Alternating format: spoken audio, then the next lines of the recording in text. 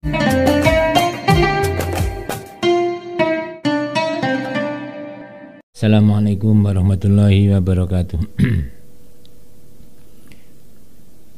Bismillah, alhamdulillah, wassalatu wassalamu ala rasulillah wa ala alihi wa ashabihi wa man tabi'ahuda. Amma ba'du, rabbi syrah li sadri wa yassir li amri wa khul 'uqdatam min lisani yafqahu qawli. Allahumma anfa'na ma 'allamtana wa 'allimna ma yanfa'una wa zidna ilman nafi'an. Kita awali dengan bacaan Ummul Quran, semoga barokah. Ila hadratin Nabi Mustafa Rasulullah sallallahu alaihi wasallam. Al-Fatihah. A'udzu billahi minasyaitonir rajim. Bismillahirrahmanirrahim. Alhamdulillahirabbil alamin arrahmanir rahim maliki yaumiddin. Wa li mu'allif hadzal kitab masyayikhina wa asanid hadzal hadis wa li walidina wa jami'il muslimin wal muslimat. Al-Fatihah. A'udzu billahi minasyaitonir rajim. Bismillahirrahmanirrahim. Alhamdulillahirabbil alamin arrahmanir rahim. Iyyaka na'budu wa iyyaka nasta'in. Shiratal mustaqim. Bismillahirrahmanirrahim. Kita awali sore ini dengan hadis yang ke-70 tentang doa sehari-hari. Doa di pagi hari. Idza asbakhtum, nalika isu-isu sira kabeh, faqulu mongko ngucap sira kabeh. Kalau pagi hendaknya kalian berdoa dengan doa Allahumma asbakhna wa bika amsayna wa bika nahya wa bika namutu wa ilaikal masir. Allahumma ya Allah, asbakhna isu-isu sapa kita, wa bika lan kelawan panjenengan amsayna sore-sore sapa kita, wa bikalan kalan panjenengan nahya urip sapa kita, wa bikalan kelawan panjenengan namutu mati sapa kita, wa ilai kalan iku maring panjenengan al-masyir utawi nggon bali tempat. Jadi ringkesnya, kita pagi-pagi ingat kepada Allah, dan kita bisa sampai sore itu pun karena Allah yang menghidupkan kita sampai sore, dan juga karena Allah pula kita diberi hidup, dan juga sebab Allah pula kita akan mati dan terakhir menghadap kepada Allah, tempat tujuan terakhir kita di akhirat nanti. Jadi ringkesnya, kita mengingat Allah pagi, sore, siang, malam ya. Rawain ditanya hadis sahabat Ibnu Majah an Abi Hurairah, saking Abu Hurairah, idza taja'ta nalika berbaring sira fakul mongko ngucap sira. Kalau Anda berbaring mau tidur di tempat tidur, maka ucapkan doa akan tidur ini. Bismillahirrahmanirrahim, kelawan nyebut asmane Allah. A'udzu, berlindung ingsun bi kalimatillah, kelawan pira-pira kalimat Allah atamatikan sempurna, min ghadabi saking murka Allah, wa iqabilan hukuman Allah, wa min syarri ibadilan saking eleke, saking kejahatan pira-pira hamba Allah, wa min hamazati syayatin saking gangguan pira-pira setan, wa yahdurun lan yen to hadir sapa setan ing ingsun. Jadi doa agar selamat dari murka Allah, selamat dari hukuman dan siksa Allah, selamat dari kejahatan hamba Allah, selamat dari gangguan setan, dan selamat dari kedatangan setan ya. Rawahnya dari hadis sababun Nasrin As-Sanjariyu an Umaro. Jadi ringkesnya, kita berdoa kepada Allah, karena dengan doa insya Allah kita akan berubah akan diselamatkan Allah, dijauhkan dari setan-setan. Idza u'tita, nalika diparingi sira syai'an ing sesuatu, min ghairi andas ala saking tanpa njaluk sira, fakul mongko mangana sira wa tasaddaq lan sedekah sira. Rawahan dan hadis sepan Nasa'i an Ibnu Umar. Jadi hadis ini mengajarkan pada kita, kalau diberi orang bukan karena minta, terima, makan, dan jangan lupa sebagian disedekahkan. Jadi ini oleh bantuan, ya dipangan, ya disedekahkan, supaya tidak kena azab Allah ya. Dapat bantuan dimakan sendiri, kalau sakit ya disyukurno wong. Oleh hadiah bagi-bagi sebagian, dapat tumpeng bagi sebagian, dapat rezeki dari Allah bagi sebagian, nandur pencet panen bagi sebagian, insya Allah selamatnya. Ini ajaran Rasul. Kalau diberi orang tanpa minta, makan dan sedekahkan sebagian. Wa idza aftara nalika buka sapa akadukum salah siji sira kabeh fal yaftir mongko becik buka sapa akad ala tamling ngatasi kurma. Kalau berbuka puasa sebaiknya dengan kurma. Apa rahasianya? Fa inna mengkosane tamar liku barokatun barokah. Tamar itu barokah, semakin baik. Mengapa? Tamar itu banyak mengandung zat gula yang gampang dicerna. Itu tamar. Maka mulai pagi sampai sore kita ini kekurangan zat gula. Maka nomor satu kita tingkatkan zat gula dengan makan yang manis-manis, minum yang manis-manis supaya tenaga kita cepat pulih. Ya, sari kurma ya lebih baik. Mengapa? Sudah cair, gampang dicerna, gampang diserap tubuh kita. Dan mungkin ada campurannya. Sari kurma itu tidak murni kurma, mungkin ada campurannya supaya ada tambahan lain ya. Kandungannya tidak hanya sari kurma, ada tambahan ya. Mungkin ada vitamin-vitamin di situ. Ya cuma sari kurma kan macam-macam ya, variatif, tergantung mereknya, tergantung kualitasnya. Kalau yang kualitasnya bagus ya efeknya juga terasa. Jadi saya pernah juga minum sari kurma itu mulai pagi nyetir ya, pulang jam 9 malam ya. Dari Malang pakai saji itu alhamdulillah enggak ngantuk. Dan bisa sampai rumah jam 1. Itu alhamdulillah, saya sopir sendiri. Jadi berangkat ya ke Malang itu saya sopir sendiri. Terus nunggu dilayani bertamu itu sampai selesai jam 9 malam baru keluar dari rumah. Tuan rumah itu itu alhamdulillah sehat atas izin Allah. Tetap semua atas izin Allah. La haula wala quwwata illa billah. Sebab kalau kita berdoa pasti sehat ya. Berzikir pasti sehat. Jadi kalau kita bekerja misalkan nyopir itu, kalau sambil baca Quran insya Allah segar, pikiran kita fresh, jadi tubuh kita menjadi segar. Jadi orang kalau capek-capek itu sholat saja, berzikir kepada Allah, sholat itu insya Allah akan hilang capek-capek. Minimal kalau nanti ngantuk, nah tertidur, capek-capek hilang. Karena berzikir itu bisa jadi tenang, semakin tenang, lama-lama tertidur. Nah itu fadilah daripada berzikir kepada Allah, capek-capek hilang. Fa illam yajid mongko lamun ora nemoni sapa akad tamron ing kurma fal yuftir mongko becik buka sapa akad alal ma ing atase banyu fa inna mongko atase ma iku tahurun kang nyucikaken. Kalau enggak nemu kurma ya air putih. Kalau bisa air hangat. Air hangat itu baik untuk tubuh kita. Dalam arti hangat itu ya sekira-kira sama dengan suhu tubuh kita 36, berapa derajatnya, atau 36,5 derajat lah.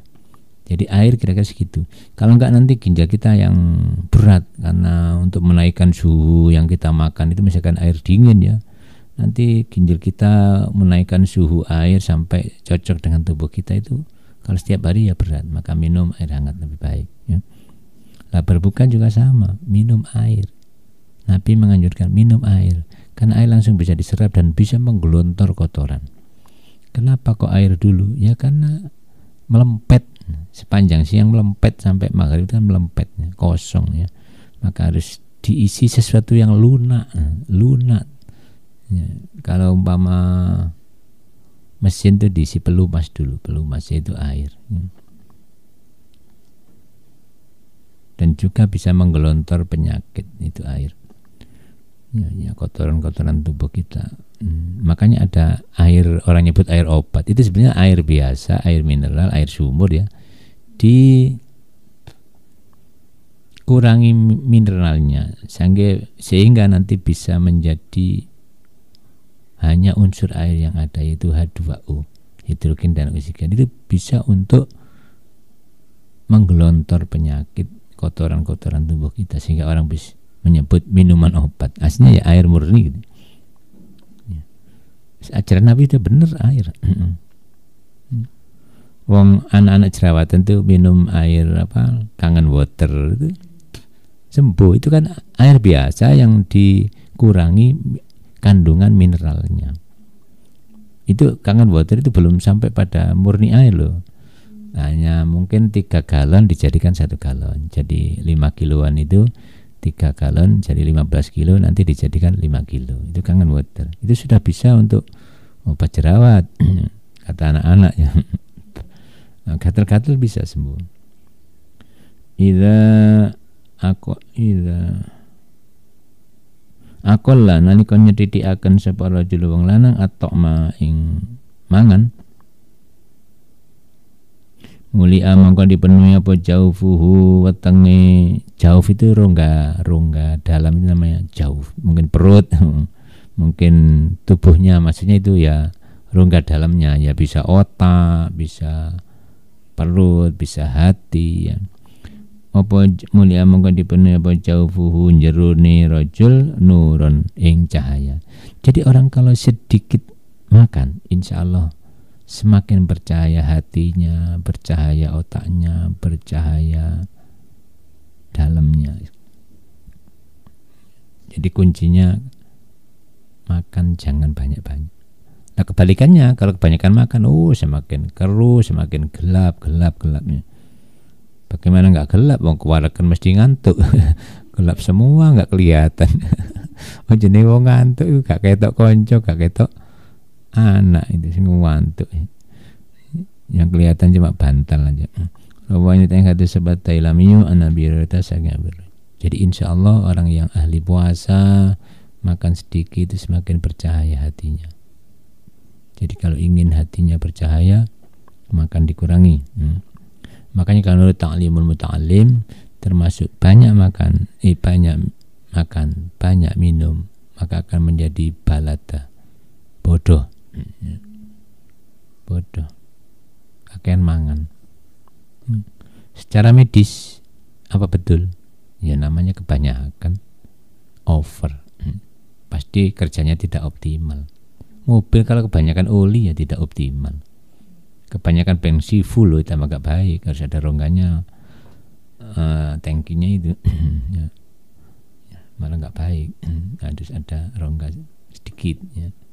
Sama dengan perut kita, harus ada rongganya. Bahkan kalau menurut Nasihatul Ibad itu perut kita harus bagi 3, sepertiga untuk makan, sepertiga untuk minum, sepertiga biarkan saja untuk diisi udara. Ada rongganya di situ. Idza uqimat nalika diqomati apa sholatul sholat, wa khadran teko apa al isya'u waktu isya, fabda'u mongko ngawitono sira kabeh bil asya'i lawan makan suri.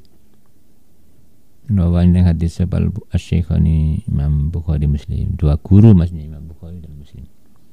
Maksudnya apa? Kalau sholat tiba qomat ya, padahal hidangan sudah cemepa, gak dibuka puasa. Menurut hadis ini mulailah dengan makan dulu, makan sore ya. Jadi sebaiknya buka dulu. Wis cemepa, disuguhi tamu, bertamu itu disuguhi tuan rumah, azan, makan dulu. Syaratnya waktunya masih longgar. Waktu sholat masih longgar. 2, memang kemeriwi, lapar ya. Nanti kalau lapar nggak bisa khusyuk ya sebaiknya makan dulu. Ya makan dulu. Ringkesnya apapun yang mengganggu kekhusyuan sholat lakukan dulu. Ya. Lakukan dulu aja, sholat disi nanti nggak khusyuk ya. Mau makan dulu. Mau ngerjakan apa, kerjakan dulu. Bahkan mau tidur dulu. Menurut hadis itu kalau kantuk tidur dulu baru sholat, kecuali waktunya mepet, gak cukup, maka ya sholat. Jadi Islam itu sebenarnya enak kalau tahu hukum itu. Jangan kelincipen kok sholat tapi kurang khusyuk. Kuatir gak uman dintekno koncone. Wis mangan dhisik ae selak entek koncone karonan. Dulu zaman di pondok kan satu tempeh itu ya wong 5 wong 6 ya. Sholat dulu ya habis itu. Gak uman. Wis mangan bareng kuno.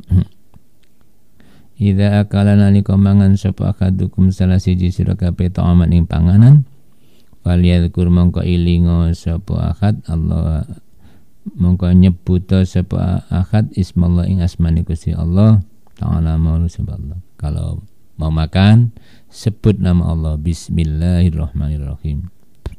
Fa inna siyama kalamun lali sapa akad ayat Qur'an yang nyebut sapa akad ismallah ing asmane Allah fi awalil awali mangan awali aklun falyakul mongko becik ngucap sapa akad. Kalau lupa di awal makan gak baca bismillah, maka bagaimana di tengah-tengah atau bahkan di menjelang akhir baca apa? Bismillah ala awali wa akhiri. Bismillah kalau nyebut asmani Allah ala awali ing atase awali mangan aklun wa akhiran akhiri aklun. Jadi gampangnya kalau lupa nggak baca bismillah, bacalah bismillah ala awali wa akhiri. Baca bismillah awal sampai akhir. Rawani hadis sahabat Tirmidzi, Imam Tirmidzi. Apa sih manfaatnya baca bismillah? Wong kita diberi rezeki Allah, kok gak ingat Allah, kan kebangetan. Pangan gak ingat Allah. Dan barokah, karena apa? Setan gak mendului makanan itu. Jadi dalam, kalau nggak salah di Al-Mawa'idul Surya itu ada setan gendut ketemu setan kerempeng. Dut, kamu gendut? Iya. Jerakanku kalau mau makan nggak pernah baca bismillah, tak dulu jadi cara gendut. Kamu kok gepeng, kerempeng, kurus? Iya, tuanku yang saya tempati itu rajin baca bismillah sebelum makan. Aku gak uman, kurus. Nah itu. Jadi kalau baca bismillah insyaallah masih awet, kenyang ya. Jadi kenyangnya itulah awet.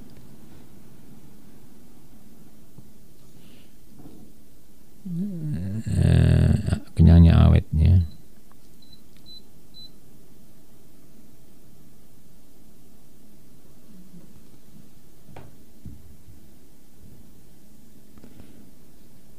Jadi kalau ingin makan kok barokah, ya baca bismillah. Biar gak cepat lapar. Rawahu Tirmidzi. Wa idza akala nalika mangan sapa akadukum salah siji sira kabeh falyakul mongko becik mangan sapa akad biyamini kan tangan tengene akad. Wal yashrab lan becik ngombe sapa akad biyamini kan tangan tengene akad. Wal ya'khudh lan supaya mengambil sapa akad biyamini kan tangan tengene akad. Wal yu'ti lan supaya maringi sapa akad biyamini kan tangan tengene akad. Rawahul Hasan Ibnu Sufyan. Ini dikatakan kata Syekh Hasan Imam Hasan Ibnu Sufyan Butasuf. Kalau makan, makanlah dengan tangan kanan. Ini adalah adab tata krama akhlak yang diajarkan Rasulullah. Supaya bedanya mana untuk cawi istinja, mana untuk makan. Tangan kanan untuk makan, untuk yang baik-baik, tangan kiri untuk istinja dan lain-lainnya. Kalau minum juga sama. Tangan kanan pegang gelas, tangan kanan pegang es, tangan kanan ya. Kalau mengambil tangan kanan ya, memberi tangan kanan supaya yang diberi tidak tersinggung ya. Nyugui piring, nyugui panganan ya tangan kanan ya. Jangan sampai tangan kiri. Ini ajaran Rasulullah. Simbol dalam Al-Quran itu ashabul yamin adalah tempat orang-orang baik. Ashabus shimal, orang-orang yang di kiri adalah tempat-tempatnya ahli neraka. Simbol jelek itu kiri. Idza amma nalikang imami sapa akhadukum salah siji sira kabeh anasa ing para manungsa falyukhaffif mongko becik ngentengaken sapa ahad kalau ngimami sholat ya, dengan umat manusia makmumnya banyak macem-macem ya, sholatnya cepet-cepet yang pendek-pendek aja suratnya ya, karena makmumnya macem-macem ya. Mengapa? Fa inna maka satniku fihim dalam nas sapa asagira bocah cilik, mungkin ada makmum yang kecil nggak tahan lama, apalagi pilek ya, nggak bisa sujud lama. Wal kabirun wong tua kalau terlalu lama berdiri nanti yang tua gemeteran ya, ayub-ayuben ya. Wal dhaifan wong lemah, mungkin ada orang lemah, orang sakit ya, nggak bisa tahan lama berdiri ya. Wal maridholan wong kang loro, ada orang sakit harus cepet-cepet ya. Wal hajatilan wong kang duweni keperluan, mungkin masjid itu di pinggir jalan banyak orang lewat musafir yang ikut nimbrung jamaah, maka ingin segera cepat-cepat pergi karena dia apa, mau jualan bakso mau apa ya. Wa idza sallalani kalau salat sapa akad binafsi li nafsi kang bawa dunia akad fal yaf'al fal yutawil maka becik ndawa akan sapa akad maing waktu sya kang karep sapa akad. Rawahu Tirmidzi an Abi Hurairah ya.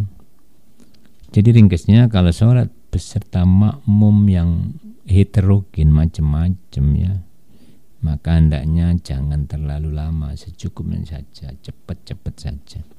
Tapi kalau makmumnya terbatas, anak pondok apalagi sudah orang-orang pilihan ya, yang sholatnya khusus-khusus ya baik lama ya. Karena makhsurin terbatas. Tapi kalau variatif, heterogen, makmumnya macam-macam ya sebaiknya cepat. Nah, ini ngimami sholat. Begitu pula dalam hal lain. Tahlilan ya kita lihat di kampung tahlilannya panjang-panjang. Ya dipetaki wong ya, ceramah kok di kampung panjang-panjang. Ya dipetaki wong. Maka lihat situasi. Kalau ini memang acaranya tahlilan ya sudah, ceramahnya jangan panjang-panjang.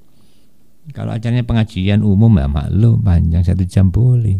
Tapi kalau tahlilan ya sekedar sambutan sedikit-sedikit, jangan terlalu lama.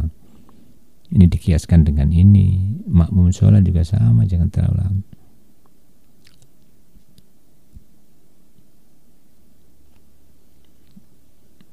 Saya kira untuk mukaddimah kita akhiri untuk pengajian sampai sini dulu. Wallahu a'lam bishawab. Allahumma anfa'na ma 'allamtana wa 'allimna ma yanfa'una wa zidna ilman nafi'a.